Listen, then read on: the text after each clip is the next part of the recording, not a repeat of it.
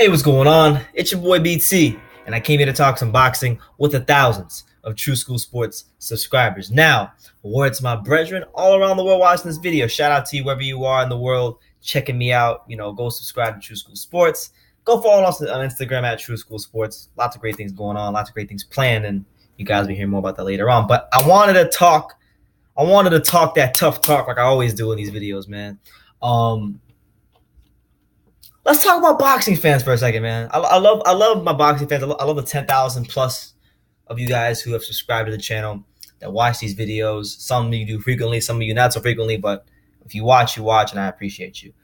But what I wanted to talk about was boxing fans at large, man, because we're hearing a lot of pound for pound talk. We're hearing we're hearing Lomachenko's pound for pound. We're hearing Terence Crawford's pound for pound. But through all this talk of pound for pound, and forget pound for pound for a second, but I'm using the pound for pound discussion to talk to let you guys understand where I'm coming from. For all the mention of great fighters in boxing, it truly baffles me, and it continues to baffle me, how these boxing fans will say they know about the sport, but they don't. They fail to recognize these great flyweight fighters, bro. Like the great flyweight fighters that we have right now. We're in a flyweight. We're in a golden age of flyweights, and there's a lot of box fans out there. It ain't just like one or two. It's like more than 50% of people out there that watch boxing, that claim they know boxing, that follow it hardcore. They fail to recognize these great flyweight fighters, man. And obviously, we just had a all-time great fighter in Roman Gonzalez. His pound-for-pound run of almost 2 years came to an end earlier this year. They didn't recognize him and give him a just due when he was pound-for-pound. So obviously, if you guys know, it's been well documented on this channel. That really pissed me off, and I stuck up for him there.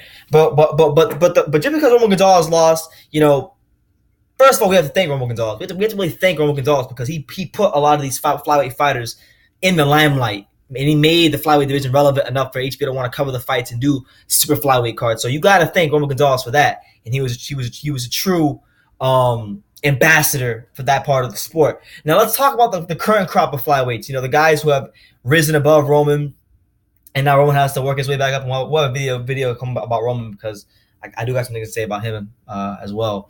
The flyweight division. I should say not the flyweight division, the super flyweight division, 115 pounds. That division, and if you disagree with this, you just need to go really get up on your boxing because this is fact. Okay, this is fact based on resume, skill set, and achievements. The super flyweight division has 3 of the top 10 best fighters in boxing, bar none. Bar none. You have Rungvisai, okay? Rungvisai just knocked out the pound-for-pound king of boxing, beat him twice, okay? And this is also a guy, Rungvisai, who gave Carlos Cuadras all he can handle. And now Rungvisai is going into a fight with a guy in Estrada who was a dominant champion at 112 and has began to establish himself at 115 and is probably the most underrated fighter in all boxing today. So that's going to be a great fight coming up in February. I hope to God I make it to that fight. So you got that.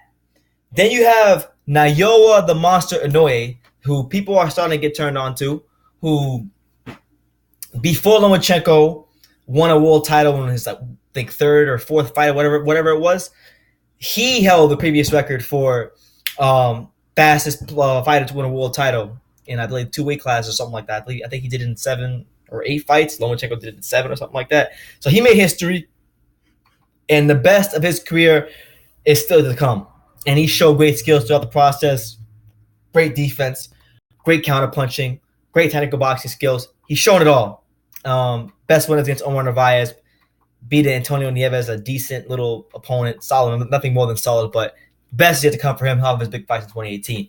Then last but not least, I mentioned him earlier, the most underrated fighter in boxing, Juan Francisco Estrada, had the great fight Roman Gonzalez years ago, gave Roman Gonzalez the toughest test of his career at that point when Roman was in his prime.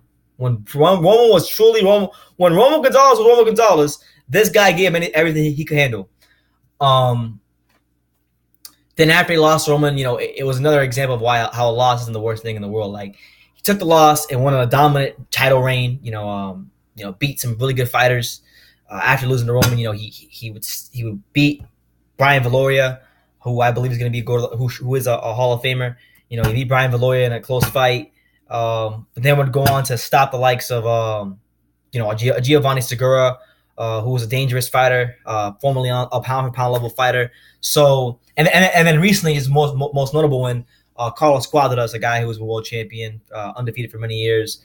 Only loss was to Roman Gonzalez at the point, and beat him as well. So what I'm saying with Cuadras, not Cuadras, Estrada, he's done all that, had a dominant title reign, beat pound for pound level fighters, took the pound for pound king, a guy who would become the pound for pound king, life and death when he was in his prime, and now he's going to go into a fight next year and fight one of the best fighters in boxing right now in Rong Visai, a guy who's proven his merit as one. Not a guy who was hyped by the media, not a guy who got pushed from a country, but a guy who proved his merit as a pound for pound fighter.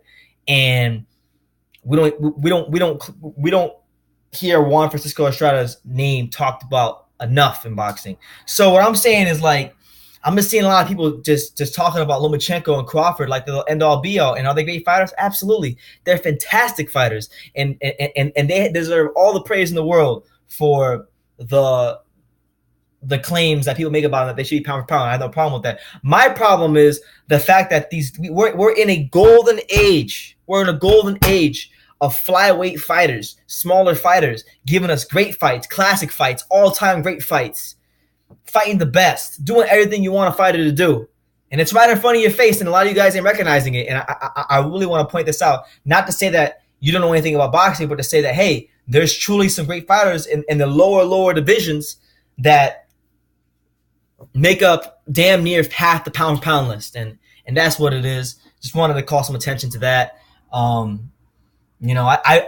genuinely believe, and this is just my belief, that this will happen at some point in time. But Naoya, the Monster Inoue, I think has a chance to quite possibly be the best fighter in the history from Japan. I think, obviously that's a bit of an ignorant statement on my part, I'll be honest with you, because I don't know the history of Japanese boxing like that. But to win a world title as fast as he did, to fight in a weight class where there's so many good fighters, and he's going to be into big fights next year, I don't think it's out the realm of possibility that he could become just that.